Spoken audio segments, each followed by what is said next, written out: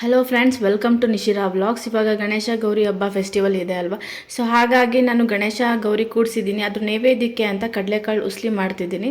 ತುಂಬ ಸಿಂಪಲ್ಲಾಗಿ ಟೇಸ್ಟಿಯಾಗಿ ಕಡಲೆಕಾಳು ಉಸ್ಲಿ ಹೇಗೆ ಮಾಡೋದು ಅನ್ನೋದನ್ನು ಇವತ್ತಿನ ಈ ವ್ಲಾಗಲ್ಲಿ ನಾನು ನಿಮ್ಮ ಜೊತೆಗೆ ತೋರಿಸ್ತೀನಿ. ಬನ್ನಿ ಏನೇನು ಇಂಗ್ರೀಡಿಯೆಂಟ್ಸ್ ಬೇಕು ಅಂತ ನೋಡೋಣ. ಸ್ವಲ್ಪ ತೆಂಗಿನಕಾಯಿ ತುರಿ ಹಾಗೆ ಶುಂಠಿನ ನಾನು ತೊಗೊಂಡಿದ್ದೀನಿ. ಇದೆರಡನ್ನು ಮಿಕ್ಸಿಲಿ ಹಾಕಿ ಸ್ವಲ್ಪ ಪೌಡ್ರ್ ಮಾಡ್ಕೊತೀನಿ. ಹಾಗೆ ಇಲ್ಲಿ ಒಂದು 6 ಹಸಿಮೆಣಸಿಕಾಯಿ, ಕರಿಬೇವಿನ ಸೊಪ್ಪು, ಸ್ವಲ್ಪ ಕೊತ್ತಂಬರಿ ಸೊಪ್ಪು ಕೂಡ ತೊಗೊಂಡಿದ್ದೀನಿ. ನಾನು ಕಡಲೆಕಾಳನ್ನ ಒಂದು 4 to 5 hours ನೆನೆಸಿ ಆಲ್ರೆಡಿ ಬೇಯಿಸಿ ಇಟ್ಕೊಂಡಿದ್ದೀನಿ. ಅದು ಸ್ವಲ್ಪ ಹಾರಲಿ ಅಂತ ಬಿಟ್ಟಿದ್ದೀನಿ. ನೀರೆಲ್ಲ ಸೋರಬೇಕಲ್ಲ, ಸೊ ಹಾಗಾಗಿ ಹಾರಲಿ ಅಂತ ಬಿಟ್ಟಿದ್ದೀನಿ.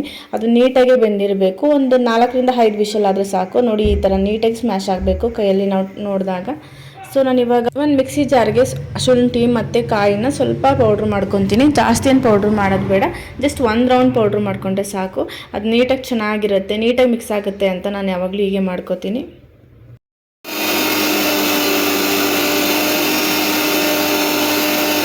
ಸೊ ನೋಡಿ, 1 ರೌಂಡ್ ಗ್ರೈಂಡ್ ಮಾಡಿ ಆಯಿತು. ಇವಾಗ ನಾನು ಇದಕ್ಕೆ ಅರಿಶಿನದ ಪುಡಿ ಹಾಕ್ಕೊತಿದ್ದೀನಿ. ಸೊ ಅದು ನೀಟಾಗಿ ಮಿಕ್ಸ್ ಆಗುತ್ತೆ ಕಾಯಿ ತುರಿಗೆ ಅಂತ.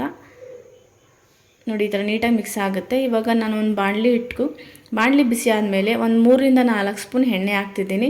ನಾನಿಲ್ಲಿ ಕೊಬ್ಬರಿ ಎಣ್ಣೆ ಹಾಕ್ತಿದ್ದೀನಿ. ನಿಮ್ಮ ಹತ್ರ ಯಾವ ಆಯಿಲ್ ಇದೆ ಅದನ್ನು ಯೂಸ್ ಮಾಡ್ಕೋಬೋದು. ನಾನು ಯೂಶ್ವಲಿ ಇವಾಗ ಕೊಬ್ಬರಿ ಎಣ್ಣೆನೇ ಯೂಸ್ ಮಾಡ್ತಿದ್ದೀನಿ ಊಟಕ್ಕೆಲ್ಲ. ಎಣ್ಣೆ ಕಾದ್ಮೇಲೆ ಸಾಸಿವೆ ಹಾಕಬೇಕು. ನೋಡಿ, ಯಾವಾಗಲೂ ಒಗ್ಗರಣೆ ಹಾಕಬೇಕು ಅಂದರೆ ನಾವು ಸಾಸಿವೆ ಹಾಕಿದ ತಕ್ಷಣ ಈರುಳ್ಳಿ, ಕೊತ್ತಂಬರಿ ಸೊಪ್ಪು, ಹಸಿಮೆಣಸಿನಕಾಯಿ ಆ ಥರ ಏನೂ ಹಾಕಬಾರ್ದು. ಯಾಕೆಂದರೆ ಫಸ್ಟು ಸಾಸಿವೆ ಚಿಟಪಟ ಅಂತ ಸಿಡಿಬೇಕು, ಆವಾಗಲೇ ಅದು ಘಮ ಬರುತ್ತೆ. ಆ್ಯಂಡ್ ಒಗ್ಗರಣೆ ಕೂಡ ತುಂಬ ಟೇಸ್ಟಿಯಾಗಿ ಸ್ಮೆಲ್ ಬರ್ತಾ ಇರುತ್ತೆ. ನೋಡಿ, ಆವಾಗ ನಾವು ನೆಕ್ಸ್ಟ್ ಏನು ಇಂಗ್ರೀಡಿಯೆಂಟ್ಸ್ ಇದ್ರೂ ಹಾಕಬೇಕು, ಇಲ್ಲಾಂದರೆ ಒಗ್ಗರಣೆ ಅಷ್ಟು ಟೇಸ್ಟಿಯಾಗಿರಲ್ಲ. ಇವಾಗ ಸಾಸಿವೆ ಚಿಟಪಟ ಅಂತ ಸಿಡಿತಿದೆ. ಇವಾಗ ನಾನು ಅದಕ್ಕೆ ಹಸಿಮೆಣಸಿನಕಾಯಿ ಮತ್ತು ಕರಿಬೇವಿನ ಸೊಪ್ಪನ್ನು ಹಾಕ್ತಿದ್ದೀನಿ. ಹಸಿಮೆಣಸಿನಕಾಯಿನ ಸ್ವಲ್ಪ ಚೆನ್ನಾಗಿ ಕಲರ್ ಚೇಂಜ್ ಆಗೋ ಥರ ಫ್ರೈ ಮಾಡ್ಕೋಬೇಕು, ಆವಾಗ ಒಳ್ಳೆ ಖಾರ ಬರುತ್ತೆ.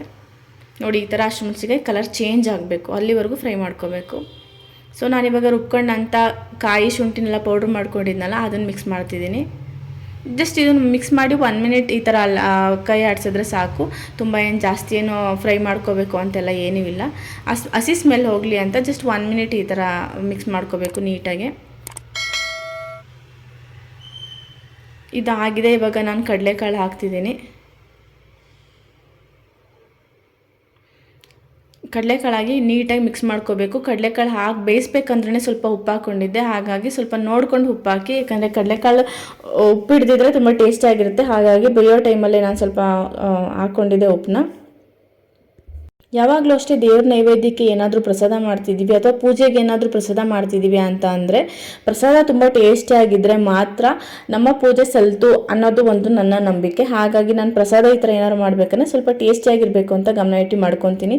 ಸೊ ನಾನು ಒಗ್ಗರಣೆಗೆ ಹಿಂಗೆ ಹಾಕ್ಕೊಂಡಿರಲಿಲ್ಲ. ನನ್ನ ಮಗ ಒಗ್ಗರಣೆಗೆ ಅಂತ ಹಿಂಗೆ ಇಟ್ಟಿದ್ರೆ ಅದನ್ನು ತೊಗೊಂಡು ಹೊಟ್ಟೋಗ್ಬಿಟ್ಟಿದ್ದ. ಸೊ ಅದಕ್ಕೆ ಇವಾಗ ಸ್ವಲ್ಪ ಹಾಕ್ಕೊತಿದ್ದೀನಿ. ಅದು ಹಾಕಿ ಸ್ವಲ್ಪ ಮಿಕ್ಸ್ ಮಾಡಿಕೊಂಡೆ ಅಷ್ಟೇ, ಅದೇನು ತುಂಬ ಹೊತ್ತು ಬಿಡಬೇಕಂತೇನಿಲ್ಲ. ಲಾಸ್ಟಲ್ಲಿ ನಾನು ಕೊತ್ತಂಬರಿ ಸೊಪ್ಪು ಹಾಕ್ತಿದ್ದೇನೆ. ಕೊತ್ತಂಬರಿ ಸೊಪ್ಪು ಹಾಕಿದ ತಕ್ಷಣ ನಾನು ತಿರುಗಿಸಿ ಆಫ್ ಮಾಡ್ತೀನಿ, ಯಾಕೆಂದರೆ ತುಂಬ ಹೊತ್ತು ಬಿಟ್ಟರೆ ಅಷ್ಟು ಚೆನ್ನಾಗಿರಲ್ಲ. ಹಸಿದ ಸ್ಮೆಲ್ ಹಾಗೆ ಇರಬೇಕು, ಅವಾಗ ನಿಜವಾಗ್ಲೂ ಟೇಸ್ಟಿಯಾಗಿರುತ್ತೆ. ನೋಡಿ, ಇವಾಗ ದೇವರ ನೈವೇದ್ಯಕ್ಕೆ ಮಾಡಿರುವಂಥ ಕಡಲೆಕಾಳು ಉಸ್ಲಿ ರೆಡಿಯಾಗಿದೆ. ನಿಜವಾಗ್ಲೂ ತುಂಬ ಟೇಸ್ಟಿಯಾಗಿದೆ. ಯಾರಾದರೂ ಟ್ರೈ ಮಾಡಿಲ್ಲ ಅಂದರೆ ಖಂಡಿತ ಈ ಮೆಥಡಲ್ಲಿ ಟ್ರೈ ಮಾಡಿ ಅಂತ ಹೇಳ್ತಾ, ಇವತ್ತಿನ ರೆಸಿಪಿ ಯಾರಿಗಾರು ಇಷ್ಟ ಆಯಿತು ಅಂದರೆ ಪ್ಲೀಸ್ ಲೈಕ್, ಶೇರ್, ಕಮೆಂಟ್ ಮಾಡೋದನ್ನು ಮರಿಬೇಡಿ.